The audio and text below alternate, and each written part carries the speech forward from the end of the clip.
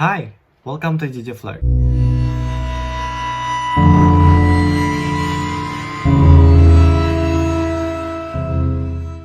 Oke, teman-teman, JJ Vlog adalah konten terbaru dari YouTube channel Genre Kota Payakumbuh. Dan JJ Vlog kita bakalan ada 2 episode. Yang pertama, Daily JJ, kita bakalan seru-seruan aja. Nanti kita bakalan Q&A, challenge, daily vlog, reaksi video, dan lain-lainnya. Nah, yang kedua adalah JJ Vlog episode pelajaran. Episode pelajaran ini kita bakal bahas kejadian-kejadian yang terjadi di sekitar kita, yang mana kita bisa ambil pelajaran dari kejadian tersebut. Oke, di akhir pekan ini kita akan membahas serial killer, yaitu tentang seorang anak yang berusia 11 tahun yang sudah mampu membunuh 2 orang anak laki-laki pada usianya yang masih belia tersebut. Dia adalah Mary Bell. Pada usianya 11 tahun, Mary Bell sudah membunuh 2 orang anak laki-laki. Gimana bisa sih anak kecil usia 11 tahun, cewek bisa membunuh 2 orang anak cowok? Nah, sebelum kita masuk kronologi atau kejadiannya, kita bakal lihat masa lalu atau masa kecil Mary Bell. Mary Bell lahir pada tahun 1957 dari seorang ibu yang bernama Betty. Namun ayah biologis dari Mary Bell tidak diketahui karena ia adalah anak di luar nikah. Nah, ternyata Betty ini adalah seorang PSK. Dia bekerja di dunia malam, dia alkoholik. Nah, pokoknya dia berkecimpung di dunia malam. Karena Mary Bell ini bisa dikatakan anak yang tidak diinginkan, Betty pada saat melahirkannya di rumah sakit waktu itu, dia sempat ingin meninggalkan Mary Bell dan menyerahkan begitu saja Mary Bell kepada dokter. Dok, ambil nih anak, saya nggak mau. Kira-kira begitu. Nah, jadi karena memang Mary Bell tidak diinginkan, sejak dia lahir Betty tidak memberikan kasih sayang kepada Mary Bell. Dia tetap melanjutkan pekerjaannya sebagai PSK. Dia sering keluar kota untuk menemui kliennya, tetap bekerja di dunia malam tanpa menghiraukan Mary Bell. Dan sering pada saat Betty keluar, dia meninggalkan Mary Bell di rumah tanpa makanan, tanpa susu, dibiarkan menangis begitu saja.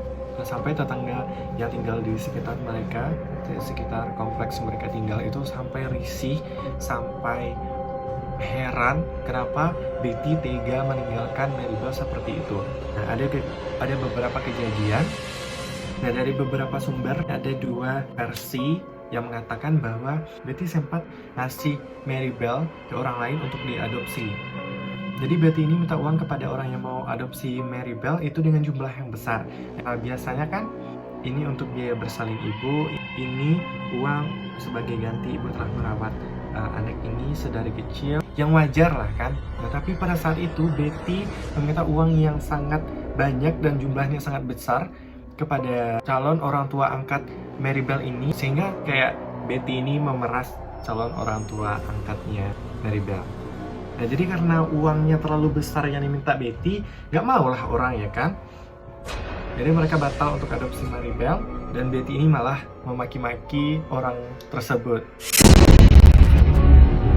Nah, di versi lain mengatakan bahwa Mary Bell ini dijual ke pedofil, orang yang menyukai anak-anak. Jadi Mary Bell ini sudah dipekerjakan sebagai pemuas seks pedofil gitu. Itu kejadian usianya 4 tahun. Nggak sampai di situ kejamnya Betty ini kepada Mary Bell, padahal anak kandungnya sendiri. Beberapa saat kemudian Mary Bell ditemukan jatuh dari jendela. Datanglah polisi ke sana. Polisi nanya ke Betty, kenapa bisa ini kejadian? Nah, Betty jawab, dia nggak sengaja. Dia nggak sengaja. Dia nggak sengaja.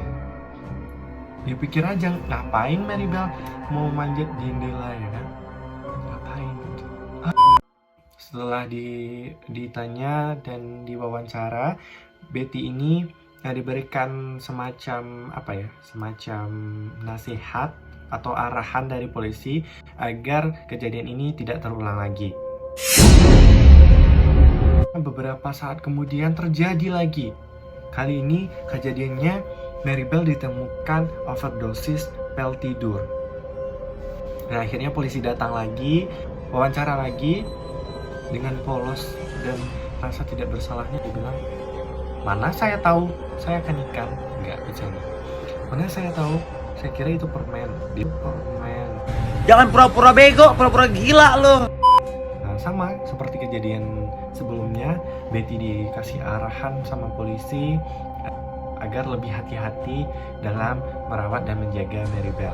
Nah, iya. Ya udah, sekedar iya aja. Jadi karena beberapa kejadian yang menimpa Maribel, banyaklah tetangga-tetangga yang bersimpati, mulai memberikan bantuan seperti makanan, ngasih duit, kayak gimana ya, kayak ikut turut berduka lah. Jahatnya si Betty ini memang wanita dajjal. Akhirnya dia memanfaatkan kejadian itu, dia membuat sedramatis mungkin sehingga semakin banyak orang yang ngasih bantuan ke dia. Nah, dari lahir saja Maribel ini sudah tidak diinginkan, tidak diberikan kasih sayang, dilecehkan, mendapatkan kekerasan fisik dan verbal, dan seakan Maribel ini sudah kebal dengan hal tersebut. Kayak kita bisa bilang Maribel ini udah nggak ada perasa lagi, sudah nggak ada punya simpati ke orang lain. Ya udah, karena dia kebiasaan dengan kekerasan dan pelecehan tersebut. Dan ditambah lagi beberapa kali klien si Betty ini, pelanggannya dia, datang ke rumah. Nah mungkin Betty melakukan kesalahan pada saat dia bekerja, lalu dia sering dipukuli, dicekik, sering ditampar oleh pelanggannya tersebut. Dan yang terakhir, kenapa Mary bisa menjadi psycho berdarah dingin, dia pada saat umur 5 tahun melihat sahabat satu-satunya atau teman dekatnya lah gitu, dia tabrak tembus sampai meninggal di tempat. Nah itu kenapa anak usia dini atau anak-anak tidak boleh melihat konten-konten yang seperti itu. Nah, masuklah kita ke kronologi detik-detik pembunuhan yang dilakukan Maribel. Nah, jadi beberapa hari sebelum Mary ini ulang tahun, tepatnya pada tanggal 11 Mei 1968, dia main nih sama anak-anak di sekitaran kompleksnya gitulah. Tahu-taunya pas pulang main, ada anak laki-laki yang habis main sama Maribel ini, tubuhnya ada memar, ada merah gitulah, terus lehernya juga. Nah, jadi sampai di rumah, nanyalah mama si anak cowok tadi, ya kan, kamu kenapa? Nggak apa-apa mah, aku tadi jatuh pas main. Dia bilang gitu. Dia bilangnya jatuh. Nah, keesokan harinya orang tua anak laki-laki ini dengar bahwa ada 3 orang tua yang membuat laporan ke polisi bahwa 3 anak mereka dicekik oleh Maribel. Karena shock, tanya lagi nih ke anak yang cowok tadi, kamu benar kamu jatuh kemarin? Atau jangan-jangan kamu dijailin sama Maribel juga? Nah, akhirnya anak kecil ini ngaku, iya ma, aku dijailin sama Maribel. Nah, akhirnya marah sama mama dia, kenapa kamu nggak bilang dari kemarin? Terus anak cowok ini jawab, kalau aku bilang aku diancam bakalan dibunuh. Nah, tambahlah marah orang tua anak cowok tadi. Nah, dia juga ikut bikin laporan ke polisi. Nah, didatangilah Maribel sama polisi, ditanyai, diwawancarai. Nah, Maribel ini dengan santainya, enggak kok, kan bercanda doang kemarin, dia aja yang itu yang lebay, dia bilang. Enggak, aku kan acting doang, enggak, kan aku nggak sengaja. Banyaklah alasan Maribel yang mengelak atas kesalahan tersebut. Akhirnya Maribel ditahan, bukan ditahan sih, kayak tempat pembinaan. Setelah beberapa hari Maribel di tempat binaan tadi, Maribel diajari sopan santun, diajari bagaimana berteman. Tujuannya untuk Maribel ini agar lebih baik. Nah, 1 hari sebelum ulang tahunnya dia nih, 25 Mei 1968. Jadi pada hari itu Maribel main sama anak cowok namanya Martin Brown. Jadi dia ajak Martin Brown ini main, awalnya jalan-jalan di sekitaran kompleks. Habis itu cerita-cerita lah, biasa anak kecil ya kan. Habis itu dia ajak ke rumah kosong. Ngapain kita kesini, Mer? Kata, nggak apa-apa, kamu ikut aja lah, nggak apa-apa, di sini asik kok. Nah, di sana sempat main sebentar.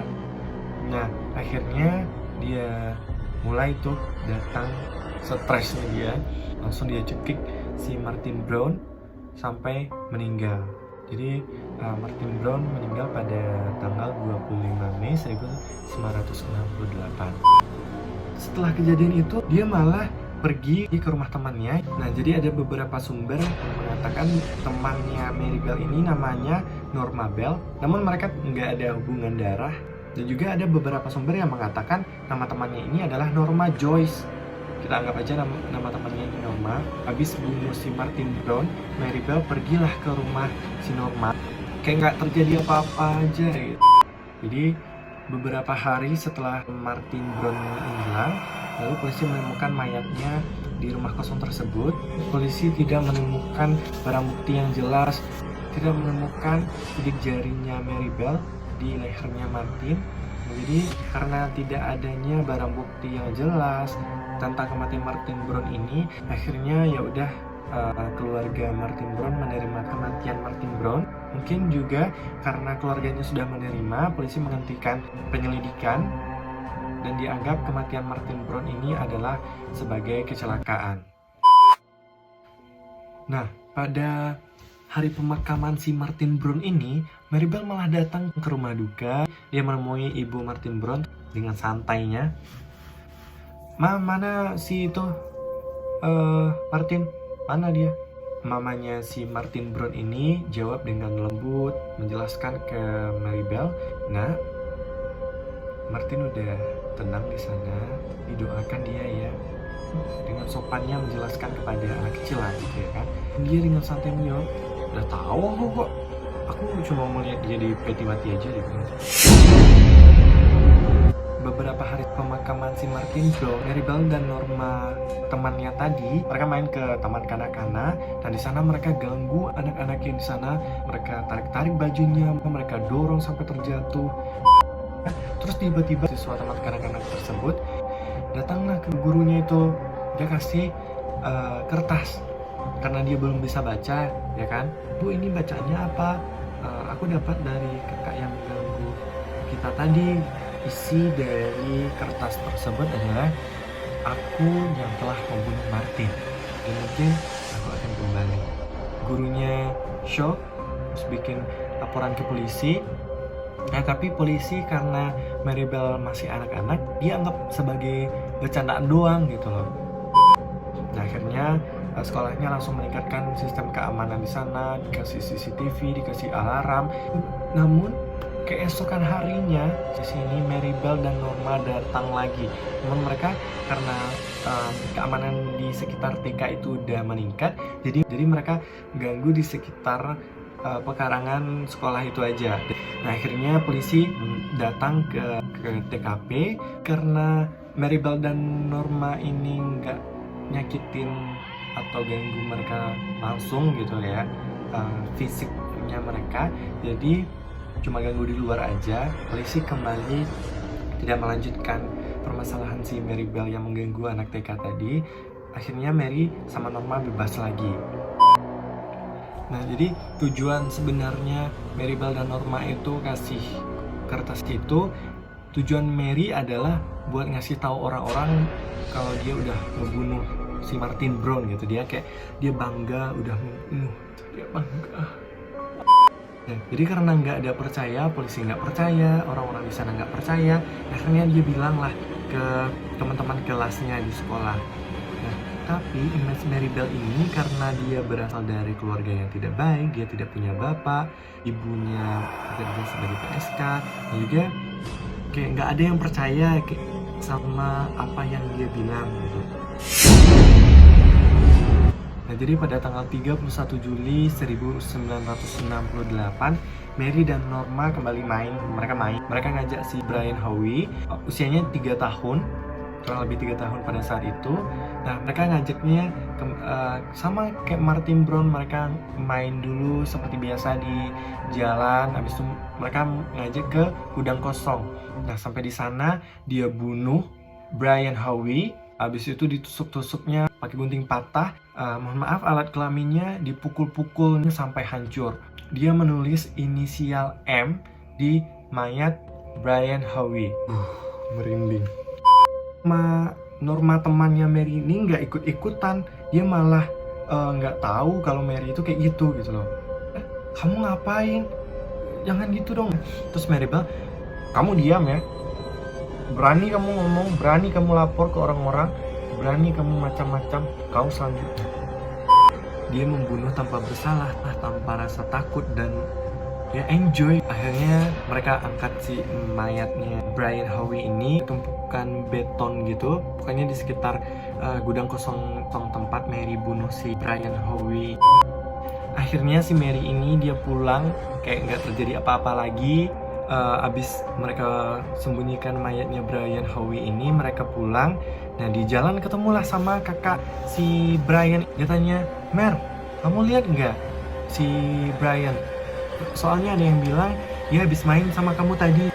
Enggak kok nggak ada. Kenapa dia hilang, Mer? Oh ya udah, aku bantu nih. Yuk kita cari sama-sama, dia bilang gitu. Dia malah kayak nggak takut, dia malah mau bantu kakaknya Brian Howie ini untuk cari Brian. Nah akhirnya mereka sampailah ke gudang kosong tempat kejadian tadi. Mary malah ngasih tahu ke kakaknya, mungkin dia di tumpukan beton itu loh kak, coba aja deh lihat, mana tahu adik kakak ada di sana gitu. Dia malah ngasih tahu tempat dia menyembunyikan Brian. Jadi karena si Norma takut dia keseret-seret, disalahkan nantinya. Akhirnya dia mengalihkan kakaknya si Brian. Dia bilang nggak mungkin lah dia ada di sana. Akhirnya mereka pulang tanpa menemukan si Brian. Nah karena udah dicari beberapa hari, Brian Howie ini tidak ditemukan. Akhirnya keluarga melaporkan ke polisi. Nah, akhirnya dilakukan wawancara. Anak-anak yang dianggap pernah main sama Brian Howie ini diwawancara. Nah sampailah pada giliran Maribel sama si Norma, tapi Maribelnya nggak mau. Dari situlah mulai muncul kecurigaan polisi sama Maribel. Agak sedikit dipaksa, akhirnya Maribel mau untuk diwawancara. Nah keesokan harinya dilanjutkan wawancara atau penyelidikan oleh polisi, tapi Maribel tidak diwawancara lagi. Yang diwawancara adalah Norma. Beberapa polisi yang interogasi Norma, akhirnya Norma mengaku, Pak, iya Maribel yang telah membunuh, tapi saya nggak ikut-ikutan. Pokoknya Norma menjelaskan kronologi kejadian. Akhirnya Mary pun ditangkap. Mary dan Norma dibawa ke pengadilan, dan Mary itu divonis 12 tahun penjara, sedangkan Norma itu dibebaskan karena telah membantu polisi dalam memecahkan kasus ini.